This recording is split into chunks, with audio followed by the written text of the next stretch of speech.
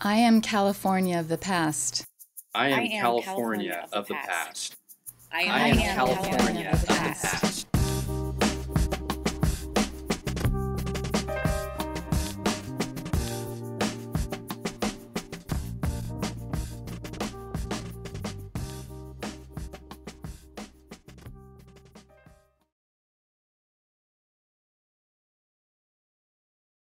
I'm telling my story of how I came to be in California.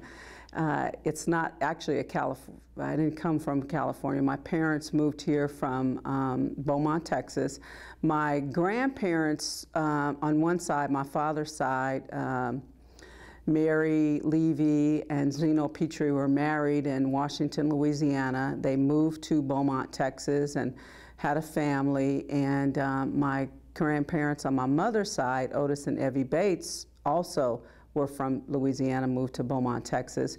My parents were born and raised and grew up in Beaumont. And I have an aunt who moved to California in maybe the mid-40s.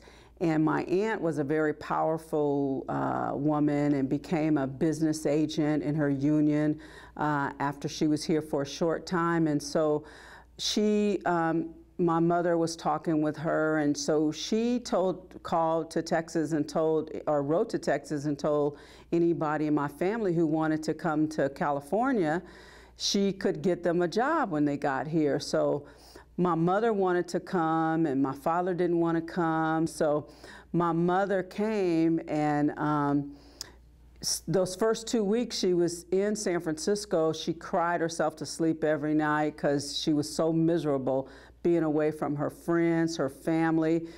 She was born and raised in a place that she'd lived her whole life, and she only had my aunt and maybe a couple other people who were in San Francisco at that time. So she was sad and just waiting on her first paycheck so she could go back to Beaumont, and she said, you know, I don't want to live here away from everybody I love. But she got that first paycheck. It was more money than she had ever seen in her whole life. And she looked at that money after she cashed her check in her hand, and she said, well, you know, maybe I'll go next paycheck.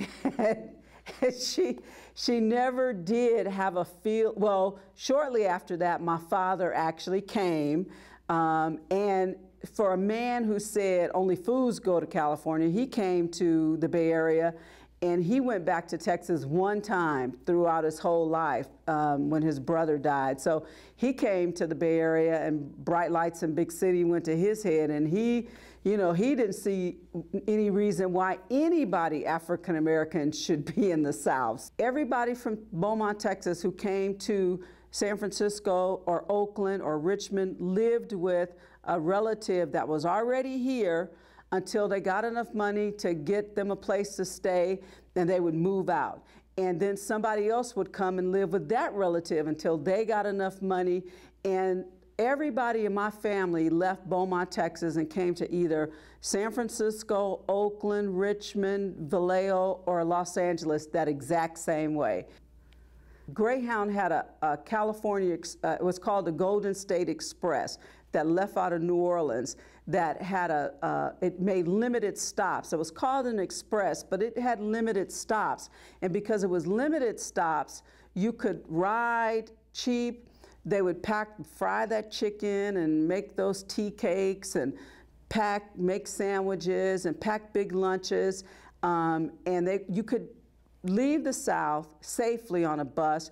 When you came through like Texas and Arizona, African American people couldn't eat at the lunch counters or, you know, do any of that stuff. But so that's why they had all those big lunches.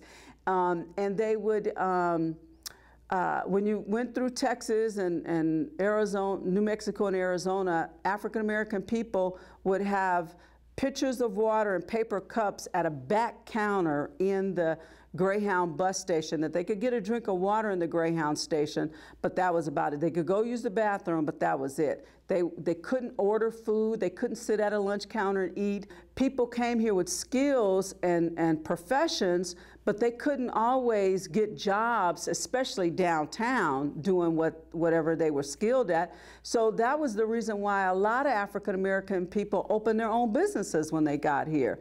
They would work, stay with family, save money, put enough money together to make down payments on storefronts, or, you know, they managed to get, even in those days, they managed to get business license, and they opened up their own business, because even though California had the illusion of the Golden State, a non-racist place, there was lots of unspoken racism all over this place.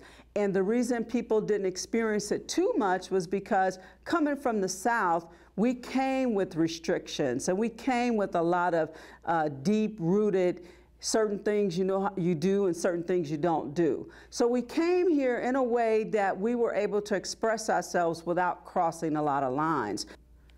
Every child in the Bay Area in the 50s and the 60s went to church every Sunday morning. The church provided a safety net. Many of the churches that people went to, they went to those churches because somebody from their hometown was already going to that church. So they built community in churches, and they came here with that spirit of service where the church and community lives. And so they built churches. Most of the churches in Oakland and San Francisco were built, maybe not the buildings, but the membership, by women who were from Texas and Louisiana. Women who had gone to the same church in Texas and Louisiana, and who started having prayer meetings in their living rooms, and then putting enough money together to rent a storefront, and they would go and nab some preacher, usually a nephew of theirs or a first cousin, and they would build community in those churches. Many of those churches in Oakland are still standing. People got to San Francisco, and San Francisco geographically is small, but there's a lot of people there. So a lot of people came to San Francisco first, but came to Oakland and Richmond and Vallejo, because Oakland, Richmond, and Vallejo looked more like Texas or Louisiana. There was grass here, there were trees here, there was lots of space, and Oakland and Richmond, Berkeley, all those cities had a more hometown feeling than San Francisco. San Francisco really was a kind of a hustle bustle kind of place, and it was very crowded. And a lot of people who came from the South didn't want to be crowded. I lived in culturally diverse neighborhoods all my life. I went to school with children who were, like, I remember when I was a kid, I used to ask my mother, "Mama, how come there's no Chinese people in Texas?" Because I didn't see Chinese people in Beaumont when I went there. And here in the Bay Area, I saw Chinese people, Filipino people, Indian people, Native American people, Mexican people, Central American people, all my life. Lived next door, around the corner, upstairs in classrooms.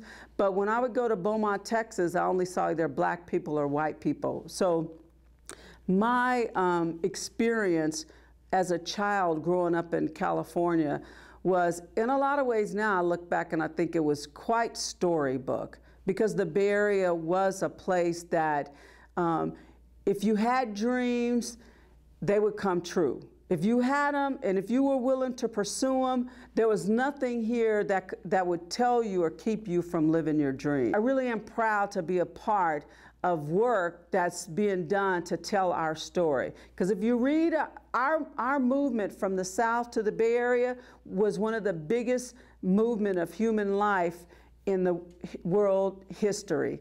So I think I've said enough, and write your history and make sure that your children and your grandchildren know it. Thank you.